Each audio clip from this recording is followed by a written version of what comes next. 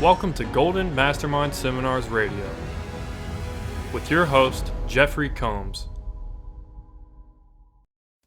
Good afternoon, Jeffrey Combs. A beautiful November day in Central California. It feels like summer. So if you're experiencing winter, my condolences for you. Once again, a beautiful day to be an entrepreneur in free enterprise. Good to have you here with me on Tuesday, Facebook Live. History of Facebook Live. I started Facebook Live in 2017, and I started that. There was another platform right before Facebook Live. Some of you may remember it. I'll think of it in a second. And it just started it. And then Facebook Live became a reality in 2017. Prior to Facebook Live starting in 1998, I hosted a More Heart Than Talent mindset call. More Heart Than Talent was one of my original brands. And that was every Tuesday night. And that was at 10:30 Eastern Standard Time. Josh Waxman and both Steve Spangenberg were on those calls back in the day. And so today's content is going to be on master asking, a phrase that I coined many times, many years ago. Old school content right here, going back to 2008. So Dorothy Wirt has this CD set, Steve Spangenberg has this CD set, and Josh Waxman all have this CD set going back in the day. This is how the CDs used to look back in that day. So Steven Spangenberg, he and I go all the way back to the Myron Golden era, and I used to share the stage with Steve in Harrisburg, Pennsylvania back in the day, and Steve wrote a very compelling book called Money Does Grow on Trees. Josh, say hello to Steven. Steven, say hello to Josh. Both exceptional people. Josh, thank you so much for being on my content here today and bringing your team. I also see Rosalinda, good to see you, and I saw Jared. So if you're here with me this afternoon, this is going to be old school sales content on specifically how to ask questions in a sequence. And this content is also applicable for any situation you do in life. And I also want to say gratitude for my rock star homegirl client, Colleen Sable-Olitsky. Colleen and I go way back to 2015. Colleen is a crusher in the direct sales industry, and her husband Jason are top tier cosmetic dentists. So good to see you, Colleen. Colleen has hosted me in events multiple times in Florida throughout the years. So Colleen, you may remember this back in the day, Psychology of Asking. That was a CD set that I produced in 2008. So in my early career, my coaching was based around prospecting, selling, building a network marketing business, lead generation, creating a culture, being able to present and speak from the stage. And that was my first few years of coaching, and I had a thriving business. I shared the stage with Mark Victor Hansen, Jim Rohn, a multitude of world-renowned speakers, Bob Proctor, Omar Periu, just to name a few in my early career in the early 2000s. And my primary coaching was on prospecting, and I was the king of posture back in that day, and many companies would have me speak specifically on selling, closing, prospecting. And then once I started reading David Hawkins in 2006, I crossed the bridge because I started to understand the separation between power and force. And I bought that book in 2006. And then in 2008, I produced this product. And this was a much more relaxed me teaching how to master ask. Mastery of asking the questions in a sequence. And it has so many applications because you can use the ability to ask a question anywhere, anytime, and to create a result, because asking is the art of persuasion. As you become skilled at asking and you're able to let go of the outcome, you're not attached to the outcome, then you are in command of the game. But as long as you're in force and you're desperate for a sale, or you're coming across from desperation rather than inspiration, and you're not able to hear what's meant and said, and you're very mechanical, if you can't sell when you're mechanical. You sell when you're in the flow. You're asking questions in the flow. So this is applicable if you date, mate, marry, if you ask someone to marry you. So what you're asking for are commitments. And ABTC, always be trial closing, is the application of the skill set that you are mastering. And as you are mastering asking, it's like this, 5 words and then 15 words. That's 5 and 15. So there's 1, 2, 3, 4. That's 20. So that's 5 to 15 words that end with a question mark. That's what a question is. A question is not a story. Now, what many people will do in my coaching even, they will ask me the question and keep talking. Then I will interrupt them and let them know that they haven't let me answer the question. Or at times, someone will ask me 1 question, then ask me 2 questions, and ask me 3 questions, and ask me 4 questions, and I will interject and interrupt them and saying, Susan, which question would you like me to ask first or answer first? Susan, which question would you like me to answer first? What Susan doesn't understand is how skilled of a listener is. So that's an auditory skill. So when you're asking, it's 2 parts. You're asking and you're hearing. And your objective is to hear what's meant along with what's said. So when someone says sound, yeah, Y-E-A-H, what isn't a word, let me get back to you. Let me think about it. So you want to understand what that means. And when you're skilled at the inner game of asking, and you're skilled at prospecting, and you're skilled at the highest paid profession in the world, sales. And those of you who are in network marketing, direct sales, insurance, and real estate, that is an area that you can create a 7-figure business without owning a large corporation, without owning a whole business, because you can be a 1099 sales professional without taking on all the overhead and create multiple 5 figures from the comfort of your home. I received a message today and a piece of paper from Brittany Cara. Brittany let me know that she had done it. Done it means she had rank advanced in her company, I believe 9 times in just a short period of time, which creates a multiple 6-figure bonus check. And I know that my young superstar Josh Waxman has just experienced one of those months. So you'll know you're arriving when you start to have 5-figure checks in your own free enterprise business from the comfort of your home with low overhead. And Beth Blackmore, you're next, baby. It's right around the corner. Paige, Christy, the power of belief. You believe it. When you see other people do it and be it, you don't want to be envious or jealous. Your objective is to be respectful of these people, because if they did it, you can do it. I remember going to my first Herbalife event, watching people go up on stage. Mark Hughes, Jim Rohn were speakers, and people were getting awards, and I'm like, fuck, I can do this. I absolutely can be and do this. Then I started listening to Burke Hedges. For those of you who have never heard of Burke Hedges, he wrote a very compelling little book called Who Stole the American Dream. Then he had a VHS, that we used to plug in at the meetings that also was Who Stole the American Dream. And his books went through the Amway market. My friend and client Scott Falani is also well aware of Burke Hedges. He was a legend back in the day, back in my era in the 90s. And asking is the skill. So it's asking the questions in a sequence. So you're asking question after question after question.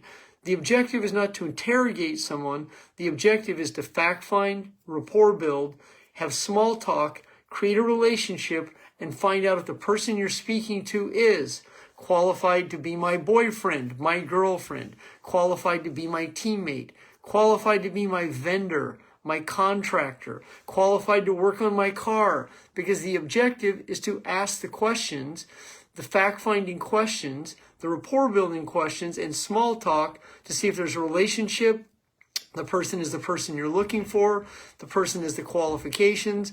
The person is the vision. The person is the creativity, the innovation. Now, this will require you to let go of your anxiety about bothering someone, making a mistake, getting in trouble, saying the wrong thing. This will contradict children are to be seen and not heard. Sit down on that couch and don't say a word. So you've said that. Sit in that back seat and don't say a word. You talk too much. Don't you ever shut the up? This is some of the criticism that we would receive as children that would put us into fight or flight and put us into absolute panic patterns. Now, what happens to many people is they have repressed feelings that create panic patterns. And then they join a free enterprise business that requires sales, communication, and connecting skills. And when you're living your left brain and you're disconnected and your communication is very methodical, or it doesn't have inspiration in it, or it's very analytical, you're not going to come across as a person who's in the conversation. So you can read the script, but your energy has to be in that conversation as well. And you want to put the script down and be able to focus on the person and learn to ask the questions in a sequence about the specific purpose of the communication. So once again, if you're seeking a soulmate and you're seeking a teammate, some of the questions are the same situations. You find out about someone's background. You find out if they went to school or college. Did you play a sport? I mean, they're just basic questions you learn that are connecting questions. So the connection questions can create an emotional bond. But if you're just methodical and just analytical about the whole process, then it undermines the connection. You want to be able to connect, fact find, and rapport build all in the same conversation. And this should require about 15 to 20 minutes. I had an exceptional young woman reach out to me yesterday. She wanted a 20-minute coaching call. I scheduled a coaching call today. And she also was a referral to me from a top-tier group of entrepreneurs that I do business with. And the woman hired me to be her coach in 20 minutes. And that's my model. It's a 20-minute one-call close. Now, that's my model. That's not your model. Every sales business has its own sequence, and it's your responsibility to understand the sequence of that sale. And as you are understanding that sequence, then sometimes your selling process is going to be longer in certain businesses than other. Some products you sell require more education. It requires more details. It requires certifications, etc. Now, I have taught for many of the people I've taught in businesses the 1-2 call close, and 3 times. And the fortune in the follow-up, that's a very overrated term. It's not the follow-up that's important. Are you following up with someone who's a qualified buyer? If the person you're speaking to is not a qualified buyer, then you are wasting your time. Or if you're having a conversation with someone and they're not the decision creator, then this could also be a waste of your time. You want to be speaking to the qualified buyer so that you're presenting to the person who can create the decision. And if you're not speaking to that person, there's a high probability that you are WOT, wasting your time. And you want to be in that space in free enterprise where you are letting go easily and effortlessly. You don't follow up with people who aren't qualified buyers. You don't chase people that are qualified buyers. And you find out if they're qualified by asking the questions. Are you looking for a soulmate? Are you serious about dating?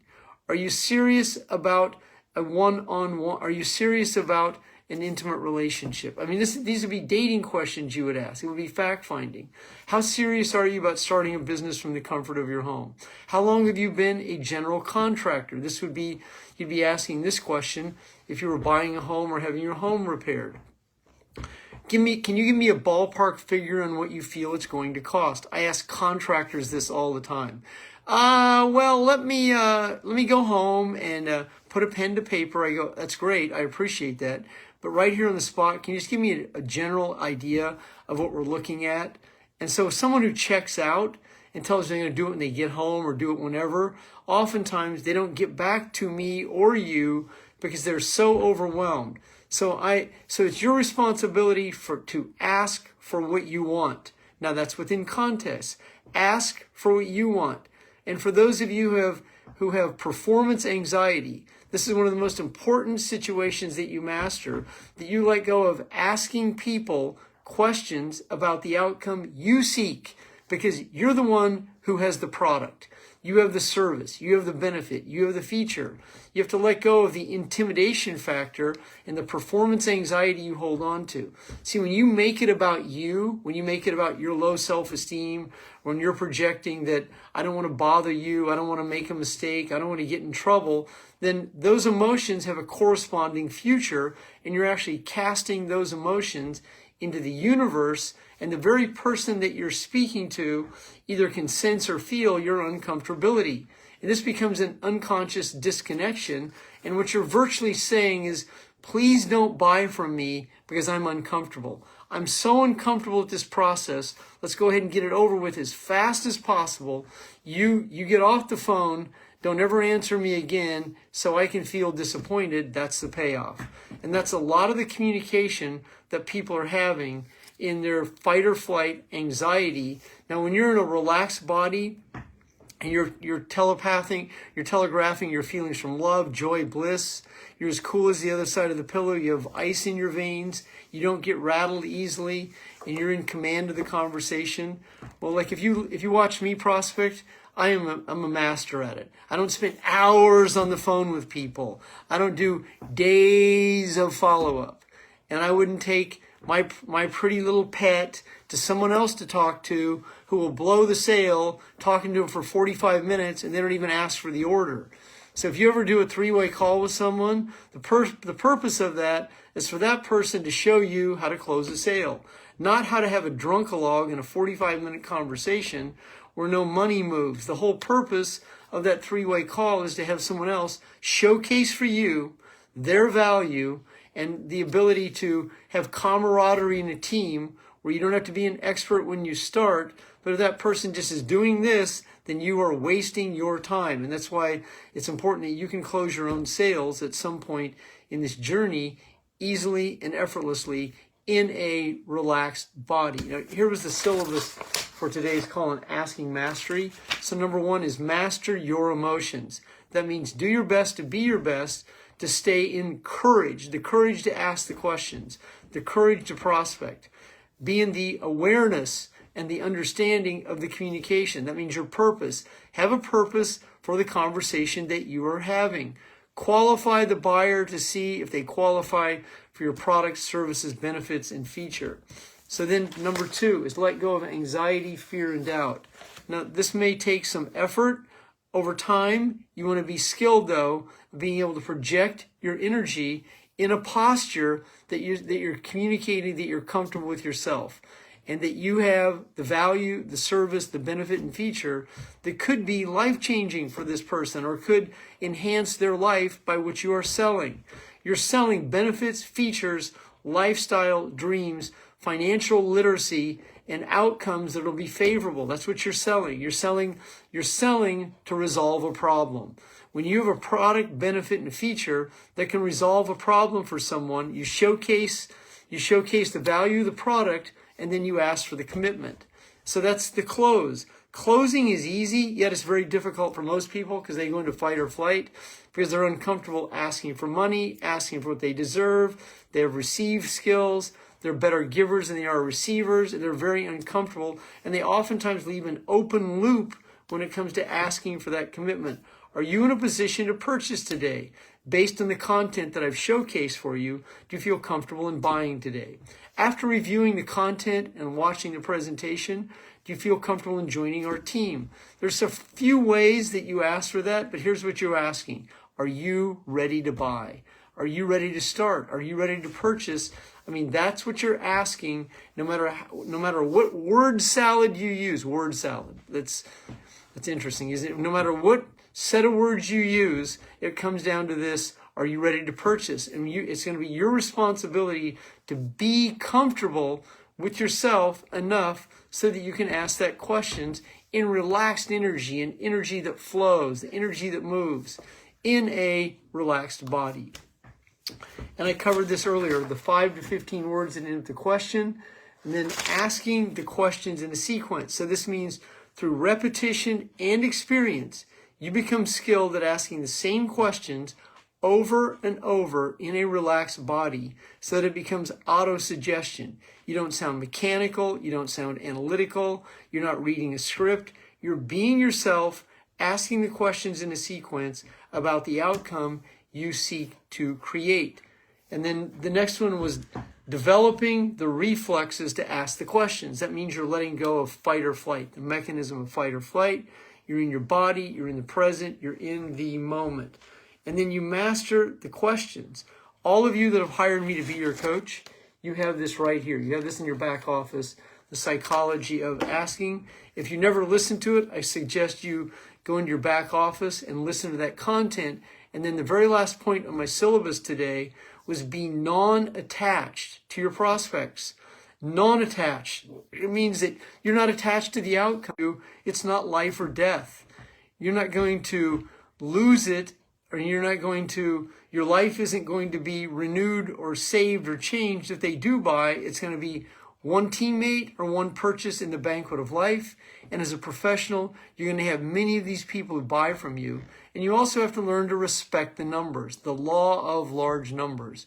Prospecting and selling is not a numbers game. It's a people business, and it's your responsibility to learn to attract and communicate with the qualified buyers. My name is Jeffery Combs, President and founder of Golden Mastermind Seminars Incorporated.